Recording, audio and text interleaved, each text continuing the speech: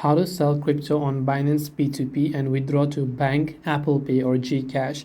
Now to sell Binance or crypto on Binance P2P and withdraw to your bank or Apple Pay or Google Pay or Gcash, open up the Binance app and tap on the wallet option from the bottom right of the screen. Right from here, depending upon the amount of funds that you have, you can just go to this option that says withdraw.